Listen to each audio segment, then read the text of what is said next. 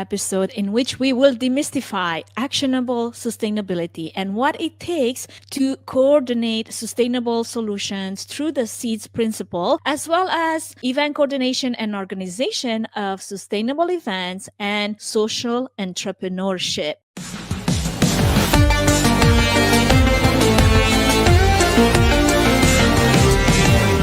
Welcome to Events Demystified podcast, where we explore and demystify the world of in-person, virtual, hybrid event AV production and technology by sharing insightful tips, tricks and tactics to make your events a success.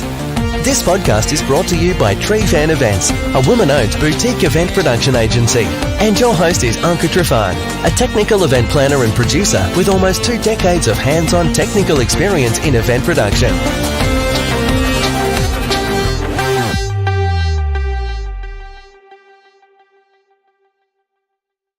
Well, friends, welcome to another episode of Events Demystified podcast, your one-stop stop for tangible, technical, and practical planning advice for anyone in the events industry. Today's episode is sponsored by Trifan Events, a woman-owned boutique production agency, and I am your host, Anca Trifan. On the show with me today, I have a client and a friend, Jason Marmon, Director of U.S. Energy, Environmental Sciences, Sustainability, and Social Entrepreneurship. When I asked Jason to send me his bio, this is what he sent me. I am a social entrepreneur and a humble optimist. And if that doesn't describe Jason well, I don't know what does. As the co-founder of U.S. Energy, his goal is to be a sustainability coordinator using his passion, knowledge, and network to coordinate and to connect sustainable solutions through the SEEDS principle, which is something that we're going to learn more about. So let's bring Jason in and find out what that is all about. Welcome to the show, Jason. Well, hello, Anca. Thank you so much for having me. Well, it is a great pleasure. You know, I don't always have the honor of bringing in clients that are also friends. So this is a great honor for me. The honor's mine. I really appreciate it. I wish I could dial in my podcast with all the bells and whistles you got. So I'm learning something already. Maybe you know an event producer that could do that for you, just saying.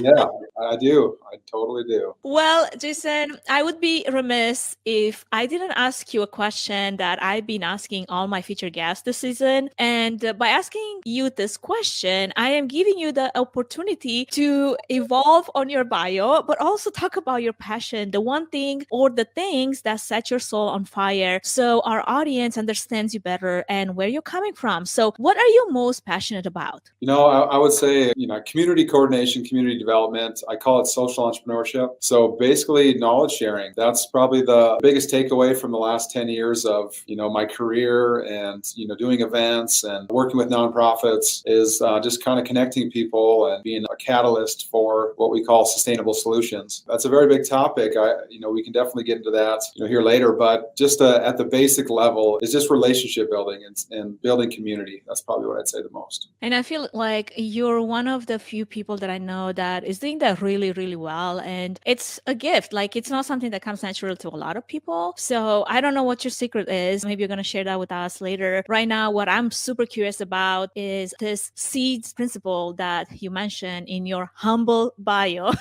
Would you give our audience a better understanding of what those principles are? Yeah, the easiest way to do that is to sum it up in an acronym and an analogy. So sustainability, energy, education, diversity, and synergy. And basically, you got to plant these seeds to grow community. And, under an example in sustainability would be my green thumb, and that's regenerative agriculture. And I have some great mentor in Gabe Brown. I sit on a Soil Health Academy board. We're coming out with a new organization called Regenerative Ag, and it basically talks about how, agriculture is really the foundation, I think, of our society here in the United States. And so if there's one thing people can agree on, it's good food. And so you start the conversations at the table, and then you can start talking about principles. And I think, we've kind of deviated away from a lot of the community development principles. And so agriculture is what we're going to have to come back to now that we're dealing with things like climate change and inflation and supply chain disruptions. And so it's kind of a formula. It's a guiding principle for us. We call it the SEEDS principle. At some of our events, we feature the SEEDS show. And so we'll bring in experts in each of those, like Gabe Brown in regenerative agriculture,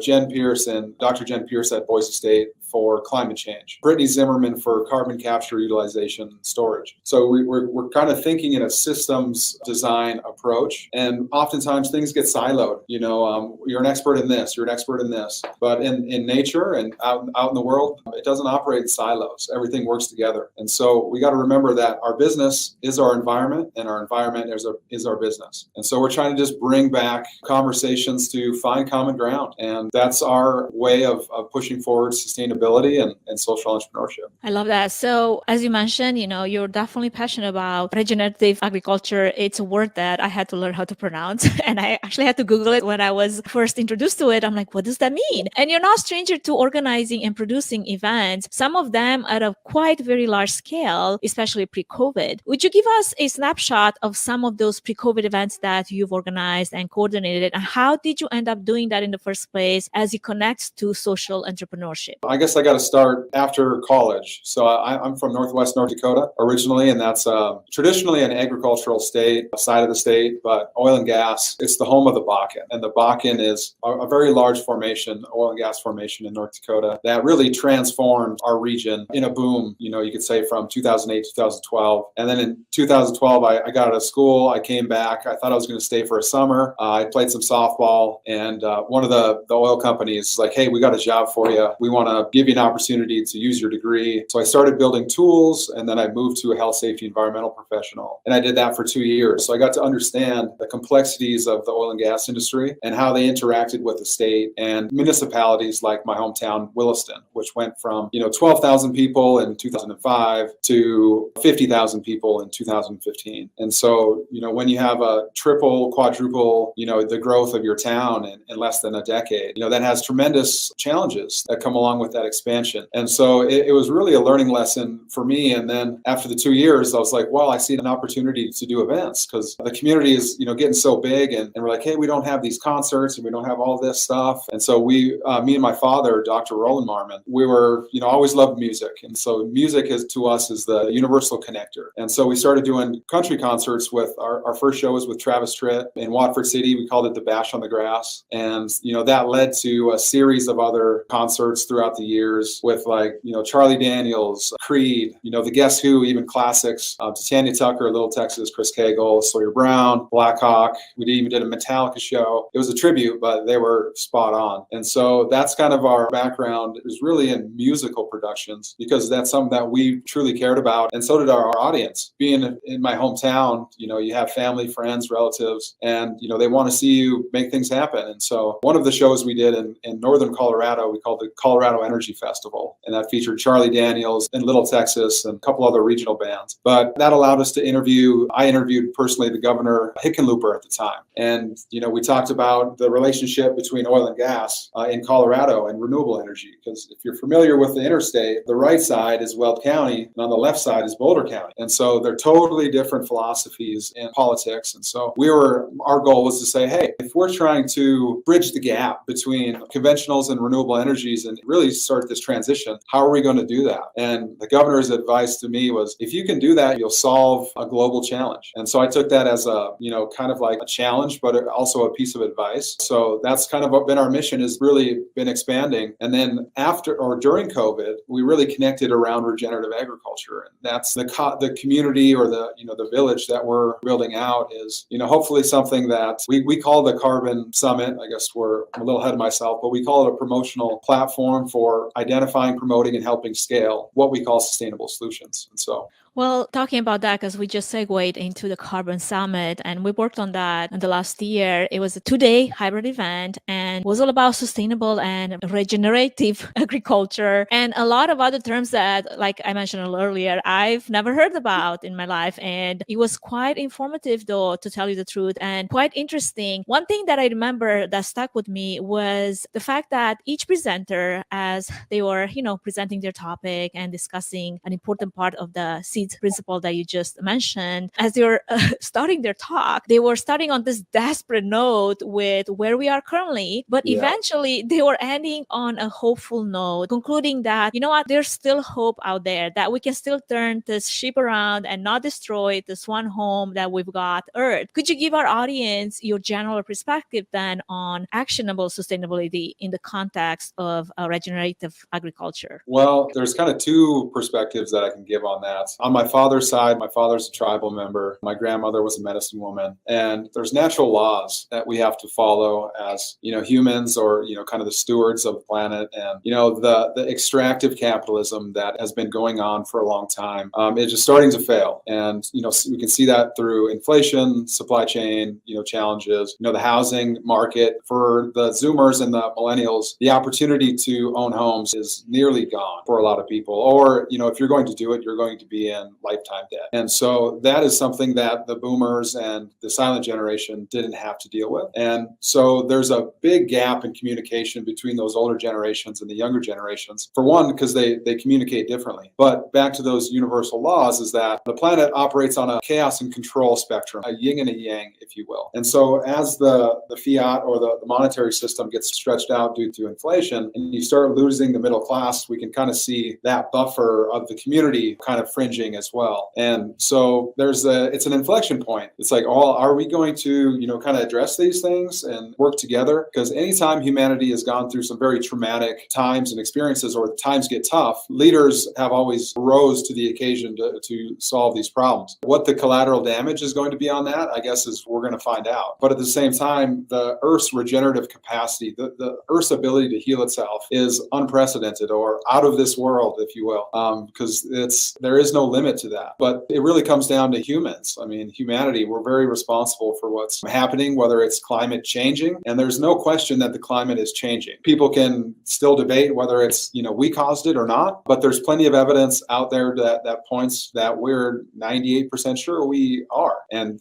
greenhouse gases has certain properties, like carbon oftentimes gets talked about in the context that it's a pollutant. It's something that, we need to manage, and there's way too much of it. That's true, but it's the energy molecule. I'm a carbon being on a carbon planet using carbon technologies. And so we can't vilify it. It's actually the reason why we're alive. It's just balancing it, like the way that we consume and our current lifestyles are going to change, whether we like it or not. And I, as much as anybody, love to drive. My first car, I was 15 years old. I had a Formula 500 Pontiac Firebird. Awesome 15-year-old car. Got in a little bit of trouble, but at the same time, I love to drive. But at the same time, we got to be honest with ourselves. It's like, do I need to drive nearly as much as I do? And is there a better way of getting from point A to point B, in the greater scheme of things? And those are questions that I'm going to have to answer at some point in time. And so are cities and states and countries. And so the sooner that we can have honest dialogue around these things, the better off we are. And when it comes to whether it's mainstream media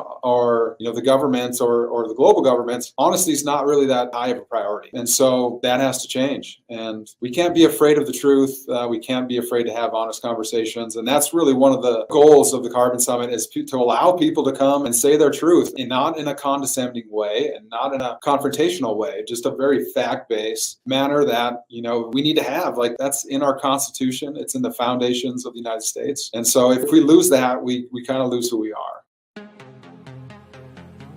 Before we move any further, I wanted to give a quick shout out to our main sponsor, Trifan Events, which is a boutique event planning and production agency that will come alongside you, offering personalized event planning and technical support, strategic event design, production and technology management, and flawless execution for live, virtual, and hybrid events. The team at Trifan Events is passionate about planning and producing event experiences that get people involved with true moments of interaction, engagement, and co-creation, while offering white glove treatment throughout the entire planning process, enabling you to reach your event goals with the use of creativity, production tools, and event technology. Find out how Trifan Events can plan and produce your event become memorable. Go to trifanevents.com.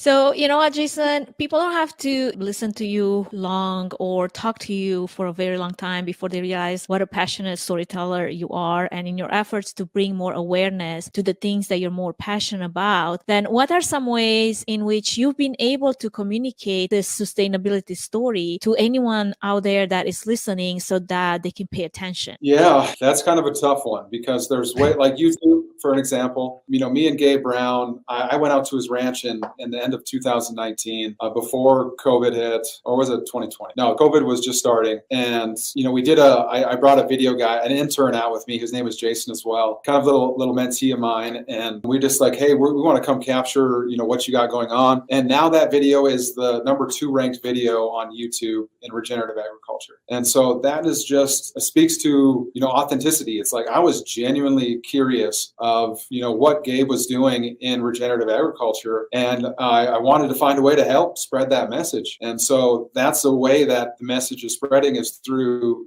digital content and, digital media, but at the same time, there has to be a relationship, in-person connection to stakeholders or decision makers, because you don't get their time for very long, if it's like this. I'm not saying these are great, but at the same time, in order for me to convey the urgency of the situation that we're in to whether it's a state delegate, whether it's a governmental USDA or Department of Energy, we have to be in person talking about these things. And that's one of the challenges of, the situation we're in, especially before COVID, is that we had this great plan going. We had all this traction momentum around our way of connecting, our way of catalyzing these conversations. But now the format's different. And so that's where we've had to adapt. And even with the Carbon Summit, we've had to pivot and adapt on this, because whether people just assume it's political, when we're talking about very progressive solutions, when you talk about changing a dynamic, whether it's corporate interest, political interest, they fear it. It's like, well, how's that going to affect us? And it's like, well, it actually won't if you embrace it and you join, the movement. Like there's opportunities for everybody to solve problems. I mean, that's kind of what the American dream was about. It's like, my mind is self-actualization, becoming who you are destined to become, and then, solving humanity's big problems. I mean, that's the goal of entrepreneurship, is solving problems. So in the spirit of building empowered and equitable and resilient communities by facilitating the education and diverse collaboration and civic engagement by providing, a platform to identify, promote, and help scale those solutions, sustainable solutions, what other cool things do you have that you're planning this year? I know that there's something that you're working on around Earth Day. Could you tell our audience more about that? Carbon Summit 2.0. Yeah, so we're just, building off the frameworks that we've, kind of established with the Carbon Summit. And it's honestly like a personal, even for me and my dad, it's a really personal development type of experience of like, how do we continue to engage in developing a deeper understanding, connecting with more stakeholders, helping wherever we can, and trying to be a part of the solution, or, trying to be the change we wish to see. And that's very difficult in a geopolitical landscape that's very connected. So, you can't escape things that are going on in the world in a very digital community. And the globalization of, kind of social media has to be talked about as well, because there's a lot of drawbacks and there's a lot of consequences that come from that connectivity. We haven't evolved to be this connected. And we're going to see that in the youngest generations. I got a brother who's 17 in high school, and, like they're being forced to be more introverted than maybe any other generation, is because of, they're bombarded with, whether it's ads or, negative information or, bad news stories. It's like, I don't blame them for being very isolated, and, you kind of create your own safety bubble, because if everything that you see or hear on the news is not good, then that's perception's reality to a certain extent. And so that's one of the things that I want to provide is hope for the younger generations, that,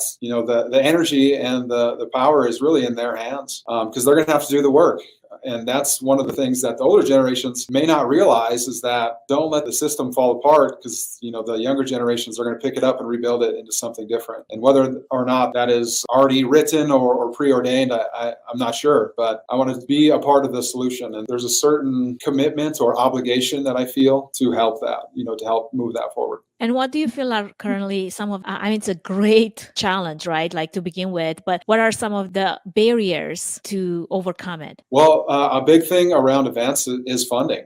So like if you think of a passionate group of, 17, 18, 19, 20-year-olds, if they don't have a 3-year established nonprofit, that's a 501c3, federally exempt, it's hard to raise sponsorship dollars unless you can partner with another, nonprofit, an established group, I guess you could say, in whether it's the school they're going to or whether it's other stakeholders. That would be the best case for them. But I remember a lot more events being done, as a kid that, we could go to, whether it's at the local, gymnasium or the rec center, or it was at the college, or if it was one of the event centers. Now that's going to be drastically different to have these kids reintroduced to events. We just did a job fair in the, Simplot Ballroom at Boise State, and you could see a lot of the social anxiety was still very high, and not just in the kids, the exhibitors too. And so that's something that doesn't really get talked about. It's like, well, how do we reintroduce people to participating and feeling confident in events? So that's one of the big challenges. Is it's kind of like an example. If you never take your dog to the dog park, and it's kind of a big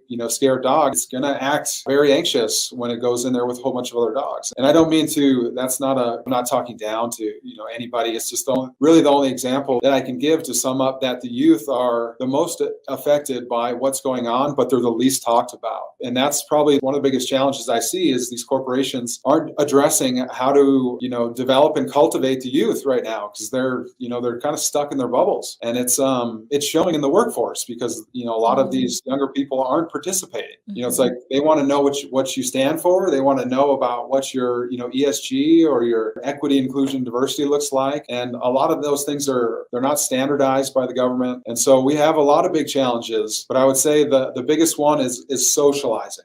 People have to be able to socialize and really not talk about the negative things, because there's only two ways people take action. If you fear it and you're scared of it, or if you like it and you love it. And this side is really the only place to focus on to have proactive things happen. And so that's what we try to focus on. But it's been very difficult to get people's attention right now with all that's going on. The topic of social anxiety that you just mentioned, Jason, that's a huge one. And honestly, something that I would love to explore fully in a different episode, because it's a reality that not a lot of people understand, especially if you're an outgoing person, or maybe if you're of a certain generation and age in which coming back to in person is not a big deal for you. But as you mentioned, that's not necessarily true for everyone. And there's definitely the younger generation that is struggling with that more so than the rest of us. And I'm definitely going to make a mental note to dive into this, because it's something that is not talked about, as you mentioned, as it should be, and as we should pay attention to and find solutions in way we can include, right, the ones that are comfortable with being in person and being social, and the ones that are not yet. There's a huge majority of us that aren't. So in the scope of trying to keep this, within a time frame, thank you so much for sharing all those tips. What is one thought that you would like to leave for our audience today as it relates to actionable sustainability and sustainability in general in events? What would that be? I would say in wrapping up, the one thought that I like to encourage everybody to, think about is that you vote with your money or you vote with your currency. And so when you have organizers or groups that are doing work that you're passionate about or that you care about, you can either donate to their cause or help them fund their funding goals or their budgetary goals, or you just help them spread the word and engage with stakeholders who do have decision-making abilities. And that's probably the biggest piece that, that's how community development works, is that you engage either with your time, talent, or your treasure. And so one of them or all of them, depending on your means, so you got to get involved, whether it's your energy or your resources, because otherwise you're kind of just in the peanut gallery or sitting on the bench watching people do the things that they need help doing. And I think that's what we're going to see a lot more of, whether it's around farming and ranching. An example of that would be vote with your dollar, buy, local, buy from, farmers and ranchers who are, transitioning to regenerative agriculture, and build a relationship with them. Give them a call, ask them where your food is produced, how it's produced, and those things will make a tremendous difference in your community, because it keeps those resources circulating locally. And it will support, long-term sustainability in our events as we are touching on that. And I love the passion that you have, as you talk about those things, because we all want to see more sustainable events and all of the things, but we lesser give it a thought. What is behind all of it and where does it all start? There's actually action behind those little, things that everyone can do in their own power and capacity. Well, I really, really appreciate all the things that you've shared so far, and the fact that you taught us so much about what the SEEDS principles are and what are some of the ways in which we could be, better humans and do our part in identifying and promoting and finding sustainable solutions. Now, for anyone that would like to learn more about you, connect with you, ask you more questions, or even join the Carbon Summit coming up, where they can do that? Yeah, so the best way to connect with me is on LinkedIn. They could also shoot me an email, hq@usenergy.org. But if you want to learn more about the Carbon Summit, you got to visit boisestate.edu/sustainability. Just scroll down a little bit. There's an events page there. We've partnered with them around, the April 21st, 22nd, dates. And so it'll be, a hybrid format, and we'll have a lot of virtual type of content that lives at our YouTube. And so US Energy on YouTube would be a great place to start. And I always say start with Gabe Brown's Regenerative Agriculture Talk. That's a really great introduction on the embodiment of the SEEDS principle. We designed that principle with Gabe. It would be a good place for people to take a deeper dive into the SEEDS principle. Awesome. Well, thank you so much for your time, Jason. And friends, this is it for today's episode. Thank you for listening. Make sure you check out the episode notes for the links to register for the Carbon Summit, and stay tuned for our next episode airing out soon. Thank you for listening to the Events Demystified podcast. If you enjoyed this podcast, please take a moment to review it, rate it, and share it with other event professionals that could benefit from it. Connect with us on social at Events Demystified Podcast. We would love to hear from you and what you're up to. If you'd like to learn more about Trifan Event Services and find out if we're a good fit in supporting your event, can we help your event be successful with a 20-minute free consultation? Link in the episode's notes. Thanks for tuning in.